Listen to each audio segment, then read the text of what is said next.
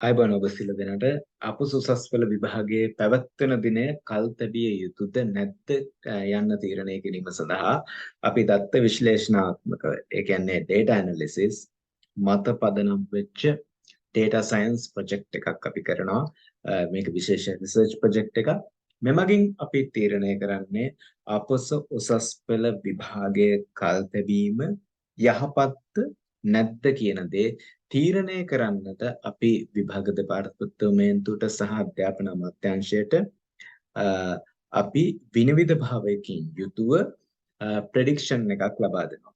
එහිදී අපි පෙරදත්ත historical data ඒ කියන්නේ මීට පෙර වසරවල අපසුසස් පෙළ ලිවීම සඳහා පැවති කාලවකවානුවන් සහ ඒ සිසුන් ලබාගත් ප්‍රතිඵල ඒවා සමග සංසන්දනාත්මකව කතා කරමින් අපසුසස් පෙළ මේ දෙසැම්බර් 5 පවතිද්දී සිසුන්ගේ කොහොම ප්‍රතිඵල තත්ත්වයක් ඇති විය හැකිද යම් ආකාරයක යම්කිසි ප්‍රමාණයකින් කල් දැමීමක් සිදු කළොත් එම සිසුන්ගේ වර්ධනයක් වැඩි වේවිද අඩු වේවිද යන්න අපි මේ දත්ත විශ්ලේෂණයෙන් ලබා දෙනවා. ඒ නිසා මේක සම්පූර්ණයෙන් data science project එකක්, data science research එකක්. මේකදී අපි කිසිසේත් පෞද්ගලික දත්ත එකතු කිරීමක් සිදු කරන්නේ නැහැ. ඒ නිසා මේක සම්පූර්ණයෙන්ම ඔබගේ උසස් පෙළ ප්‍රතිඵලය උසස් පෙළ ප්‍රතිඵලය සාධනීය මට්ටමකට ගෙන ඒම සඳහා කරනු ලබන පරීක්ෂණයක් පමණයි. ඒ නිසා මෙහිදී අපි කිසිසේත් ඔබගේ ජාතික හැඳුනුම්පත් අංකයවත් ඒ වගේම දුරකථන අංකයවත් ඔබගේ ලිපිනයවත් අපි ලබා ගැනීම සිදු කරන්නේ නැහැ. අවම වශයෙන් ඔබගේ ඊමේල් අංකයවත් අපි ලබා ගැනීම සිදු කරන්නේ නැහැ. මොකද ඒවා පෞද්ගලික දේතා. පෞද්ගලික දත්තයන්. පෞද්ගලික දත්තයන් තුලින් ඔබගේ මතය ප්‍රකාශයටපත් වෙන්නේ නැහැ. අපිට ඒ නිසා ඔබගේ මතය ප්‍රකාශයට පත්වන දත්ත පමණයි මෙතෙන්ට අවශ්‍ය. ඒ නිසා කිසිම පුද්ගලයෙක්ව හඳුනා ගැනීමට හැකිවන්නේ නැහැ මේ දත්ත තුලින්. අපි ඔබගේ මතය පමණක් ඉදිරියට අරගෙන යනවා. ඒ නිසා මම ඔබගෙන් ඉල්ලා සිටිනවා මේ දිනවල විවිධ පර්යේෂණ ව්‍යාපෘතීන් මුවාවෙන් යම් කණ්ඩායම් විසින් ඔබගේ පෞද්ගලික තොරතුරු එකතු කරන්නට උත්සාහ ගනිමින් සිටිනවා විය හැකි. ඒ නිසා කිසිසේ Google ෆෝම් එකක් හෝ යම් සමීක්ෂණික ව්‍යාපෘතියක් සඳහා පැමිණියත් ඔබගේ පෞද්ගලික තොරතුරු ලබා දෙන්නට එපා. මොකද ඔබගේ ජාතික හැඳුම්පත්ය අංකය වෙනත් පුද්ගලයෙකුට යනවා කියලා කියන්නේ එමගින් යම්කිසි අගතිකාරී ප්‍රතිඵල ඇති වෙන්න පුළුවන්. ඒ වගේම ලිපිනය, දුරකථන අංකය, ජාතික හැඳුම්පත් අංකය මේ සියල්ල කියන්නේ ඔබගේ personal data. මේ personal data sell කරන්න පුළුවන්. විකුණන්න පුළුවන් තව කෙනෙකුට. මේවා සමහර විට political propaganda එකකට පාවිච්චි කරන්න පුළුවන්. ඔබව අතකොළුවක් විය හැකියි. ඒ නිසා ඒවට යට වෙන්න එපා. මේ කාල සීමාවදී යම් අර්බුදයකින් තවත් පිරිසක් ප්‍රතිඵල ලබා ගන්නට පුළුවන්. ඒ නිසා ඒවා නෙවෙයි මෙතනදී අපි ඔබ වෙනුවෙන් මේ රිසර්ච් ව්‍යාපෘතිය කරන්නේ, මේ සමීක්ෂණය කරන්නේ ඔබගේ පෞද්ගලික තොරතුරු කිසිවක් අපි ලබා ගැනීමෙන් තොරව. ඒ නිසා මේක ෂෙයා කරන්න පුළුවන් තරම් ඒ වගේම මේ පණිවිඩයත් ලබා දෙන්න සමීක්ෂණ ව්‍යාපෘතියකට ඔබ කොහොමද දායක වෙන්නට ඕනේ කියන දේ විස්තර කරන්න අනිත් අයට. එතකොට මෙතනදී දැනට රෙස්පොන්සස් 1411ක් ලැබිලා තිනවා, ක්‍රමානුකූලව වැඩි වීම පවතිනවා. එතකොට මම මේකෙදී කොහොමද කියලා විස්තර කරන්නම් අපේ සමීක්ෂණයෙන් ලැබිලා තියෙන ප්‍රතිඵල අනුව. එතකොට මේදී 95.7ක් මේ පරීක්ෂණය සඳහා සහභාගී වන්නේ උසස් පෙළ සඳහා පෙනී සිටින සිසුන් විදිහට. ඒ වගේම සැලකිය යුතු පිරිසක් දෙමාපියන් නියෝජනය කරනවා 2.1%. අනෙක් අය උසස් පෙළ උපකාරක පන්ති ගුරුවරු සහ පාසල් ගුරුවරුන් විදිහට තමයි නියෝජනය වන්නේ. ඒ වගේම ඔබ නියෝජනය කරන දිස්ත්‍රික්කයේ යටතේ ලංකාවේ සියලුම දිස්ත්‍රික්ක මෙහිදී නියෝජනය වීම සිදු කරන පොදුවේ වැඩිම ප්‍රතිශතය 34.6ක් කොළඹ දිස්ත්‍රික්කයෙන්, ඊළඟට 18.3ක් ගම්පහ දිස්ත්‍රික්කයෙන්, කළුතර දිස්ත්‍රික්කයෙන් 19.1ක්, ඒ වගේම මහනුවරින් 5.5ක්, කුරුණෑගලින් 3ක වගේ ප්‍රතිශතයක් සහ අනෙකුත් දිස්ත්‍රික් වලින් යම් ආකාරයක ප්‍රතිශත වාර්තා වීම සිද්ධ වෙනවා. ඒ වගේම උසස් පෙළ හදාරන මාධ්‍ය අනුව සිසුන් 1078ක් මේ 1411න් ඒ කියන්නේ 76.4ක් සිංහල මාධ්‍ය, ඉංග්‍රීසි මාධ්‍ය 22.9ක් සිසුන් 323ක් සහ දෙමළ මාධ්‍ය සිසුන් 10 දෙනෙක් සිටිනවා මේ අවස්ථාවේදී. ඒ කියන්නේ 100.7ක්. ඒ නිසා මේ රිසර්ච් එකේ මේ සමීක්ෂණය තවමත් යාපනයේ කිලිනොච්චිය වවුනියාව වැනි දිස්ත්‍රික්ක වලට මොළතේ දිස්ත්‍රික්ක වලට ගිහින් නැති බව පෙනෙන්නේ. ඒ වගේම මඩකල්පුව ත්‍රිකුණාමලය අම්පාර වගේ දිස්ත්‍රික්ක තුලටත් එතරම් විහිදී ගොස් නැති ආකාරය තමයි පෙනෙන්නේ. ඒ නිසා අපි ඔබගෙන් ඉල්ලා සිටිනවා. පුළුවන් තරම් ඔයාලා දන්නවා නම් එම පාසල්වල සිටින සිසුන් ඒ වගේම ඔයාලා දන්නවා නම් එම පාසල් වලට සිටින පාසල් ගුරුවරුන් උපකාරකවන්ති ගුරුවරුන් ඒවා සම්බන්ධීකරණය කරන්න පුළුවන් ගෲප් සමාජ ජාල ඒවා ඔස්සේ මේවා පුළුවන් තරම් ෂෙයා කරන්න මේ ඔබට හොඳ ප්‍රතිඵලයක් ලබා දෙන්නට ඔබට හොඳ වටපිටාවක් නිර්මාණය කරන්නට තමයි අපි මේ උත්සාහය දරනු ලබන්නේ.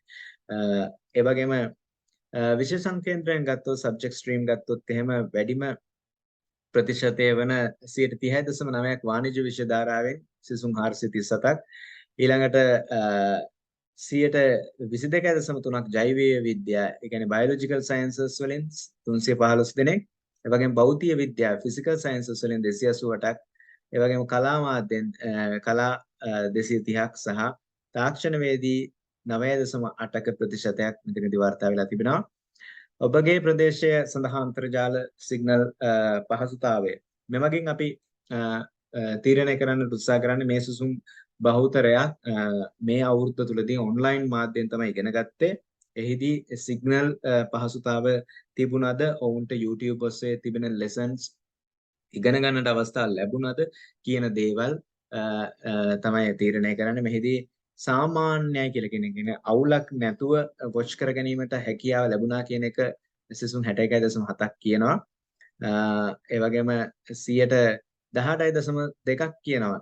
ඒක සැලකිය යුතු ප්‍රතිශතයක්. ඉතා ඉහළ ප්‍රතිශතයක්. දුර්වලයි කියලා තිබෙනවා. ඒ වගේම යහපත් කියලා තිබෙනවා. සිසුන් 223ක් 15.7ක් සහ ඉතා දුර්වලයි ලෙස සිසුන් 61ක් ප්‍රකාශයටපත් කළා තිබෙනවා. ඔබගේ විභාගයට පෙනී සිටින වරය මොකද්ද ෂයි එක කියන එක 81.1ක් ෆස්ට් ෂයි එක 14.1ක් සෙකන්ඩ් ෂයි ඒ වගේම තර්ඩ් ෂයි 4.6ක් ඒ වගේම ඔබ උසස් පෙළට පෙනී සිටීමේ ඔබගේ මූලික අරමුණ වන්නේ කුමක්ද කියන එක දේශීය රාජ්‍ය විශ්වවිද්‍යාලය සඳහා ප්‍රවේශ ලබා ගැනීමට සිසුන් 70.5ක් 1112ක් ඒ වගේම 10.3ක් කියනවා රැකියාවක් සඳහා සුදුසුකම් සපුරාලන්නට 7.3ක් 103ක් සිසුන් 103ක් ප්‍රකාශයටපත් කරන විදේශ විශ්වවිද්‍යාලයකින් සඳහා ප්‍රවේශ ලබා ගන්න කියන fully funded scholarship එක සහිතව විදේශයක ප්‍රතිඵල ලබා ගන්නට විදේශයක විශ්වවිද්‍යාලයක ප්‍රවේශ ලබා ගැනීමට කියලා බොහෝ වෙලාවට මෙවැනි සිසුන් මෙවර උසස් පෙළ විභාගයේ සමහර විට කල් දැමීමට අකමැති වෙන්නට පුළුවන්. ඒතර ඒ හා යම් කිසි ආකාරයක ඔවුන් හොඳට විභාගයට සඳහා සූදානමින් සිටින සිසුන් විය හැකි. බොහෝ වෙලාවට මේ සිසුන් කොළඹ ඒ වගේම නුවර ඒ වගේ ටිකක් පහසුකම් සපිරි නගරවල සිටින සිසුන් විය හැකි. ඔබ දෛනිකව නමුත් මේ සියල්ල අපිට මේ විශ්ලේෂණය කරන්නට දත්ත ලබා ගැනීමෙන් අනතුරුව අපි මේ දත්ත විශ්ලේෂණය කරනවා. ඒ සඳහා අපි ඊළඟට මේ වගේ ප්‍රෙඩික්ෂන්ස් වලට එළඹීම සඳහා අපි මැෂින් ලර්නින් මොඩල් පාවිච්චි කරනවා. අනතුරුව තමයි අපි අපගේ නිගමනය ඒ වගේම මේකේ தත්ත්වය ඒ සියල්ල විභාග දෙපාර්තමේන්තුවට සහ අධ්‍යාපන අමාත්‍යාංශයට යොමු කරන්නේ. නිසා අපිට ලක්ෂයකට අවශ්‍ය ආසන්න රෙස්පොන්සස් අවශ්‍යයි. නිසා පුළුවන් තරම් මේ ෂෙයා කරන්න. ඒ වගේම ඔබ දෛනිකව කොපමණ ප්‍රමාණයක් පාඩම් කරන අයෙක්ද කියන එකත් අපි මෙහිදී අසලා තිබෙනවා. එහිදී වැඩිම ප්‍රතිශතය වෙන 29.6ක් කියලා කියන්නේ පැය 6ක් 8ක් අතර ප්‍රමාණයක් කියලා. ඒ වගේම පැය 3ට අඩු කියලා සිටින සිසුන් 3.1ක්. ඒකට බොහෝ වෙලාවට හේතු වෙන්නේ සිසුන්ගේ මේ මොහොතේදී මානසිකත්වයේ යම් විචිකිච්ඡාවකින් තිබෙන නිසා වුන්ට පාඩම් කරන්නට නොහැකි තත්ත්වයක් උදා කරලා තියෙනවා. විභාගේ කල්යයිද නැද්ද කියන තත්ත්වය මත ඔවුන් දෙලොවක් අතර තනි වෙලා සිටිනවා. එන්න ඒක විය හැකි. ඒ වගේම පැය 9-12 අතර සිසුන් සිටිනවා 399ක්. පැය 12ත් 15ක්. ඒ වගේම පැය 16ත් 18ක්. ඒ වගේම පැය 18ට වැඩි සිසුනුත් සිටිනවා 10ක්. නිසා සිසුන් සෑහෙන පාඩම් කරන සිසුන් සිටිනවා. එනිසා මේ සියල්ල අපිට වැදගත් වෙනවා අපේ විශ්ලේෂණය සඳහා. ඔබ විෂය නිර්දේශයේ කොපමණ ප්‍රමාණයක් දැනට ආවරණය කරලා තිබෙනවද කියන එක ඒකේ මේ chart එකේ දක්වලා තියෙනවා. ඒදී 70 80ක් ප්‍රමාණයක් කියලා තියෙනවා. 70 80ක ප්‍රමාණයක ආවරණයක් සිදු කරලා තියෙනවා කියලා 100 සිසුන් 220 දෙනෙක් කියලා තියෙනවා. ඒ වගේම සිසුන් 289 දෙනෙක් කියන වැඩිම ප්‍රතිශතය ඒ කියන්නේ වැඩිම සිසුන් සංඛ්‍යාව 60ත් 70ත් අතර ප්‍රමාණයක් කියලා. ඒතර මේකත් අපිට වැදගත් වෙනවා. මේ වර විභාගයේ කල් තැබීම සිදු කරන්නට ඕනේද නැද්ද කියන එක තීරණය කිරීම සඳහා මේ ඔබගේ අවංක දත්ත. දැන් ඔබට පේනවා ඇති මේ විශ්ලේෂණය සම්පූර්ණයෙන් අපි යම්කිසි ඇනලිසිස් එකක් කිරීම සඳහා තමයි යන්නේ. කිසිදු ආකාරයක data සොරකම් කිරීමකට නෙවෙයි. මොකද ඔබගේ කිසිම පෞද්ගලික දත්තයන් අපි ලබා ගැනීමක් සිද්ධ කරලා නැහැ. ඒ නිසා මතක තබා ගන්න සමීක්ෂණයකදී ඔබ යම් ආකාරයකින් යම් කිසි සමීක්ෂණයකට භාජනය වෙනවා නම් ඔබ උසස් පෙළ සිසුවෙක් විදිහකට ඒක මතක තියාගන්න. ඔබගේ පෞද්ගලික දත්ත කිසිවෙකුට ලබා දෙන්න එපා. මොකද ඔබගේ දත්ත වෙන කෙනෙක් ළඟ පවතිනවා කියන්නේ ඔබගේ අනන්‍යතාව ඔහු සතු වෙනවා කියන එක. ඒ නිසා එවන් දේවල් වලට යොමු වෙන්නට එපා. මොකද දත්ත සොරකම් කිරීමෙන් ඔබව අනාරක්ෂිත තත්ත්වයටපත් වෙනවා. උසස් පෙළ විභාගය කොපමණ කාලයකින් කල් තැබිය යුතුදයි ඔබ යෝජනා කරනවද කියලා අහන පැටයට 48.3ක් කියන්නේ බහුතර මතය මාස 2කින් කියලා කියනවා. මාස 3කින් කියනවා 28.4ක්. ඒ වගේම කල් තැබිය යුතු නැත බව 152 දෙනෙක් ප්‍රකාශයටපත් කරනවා. මෙන්න මේක තමයි එතන වැදගත්ම දේ. ඒතර මෙන්න මේ දැන් අපේ බහුතර මතය මාස 2කින් සහ කල් තැබිය යුතු නැත කියන එක අතර මේ දෙක අතර පවතින ඝට්ටනය තුලින් තමයි විභාග දෙපාර්තමේන්තුව විසින් තීරණය කරන්නේ කල් තබිය යුතුද නැද්ද කියන එක.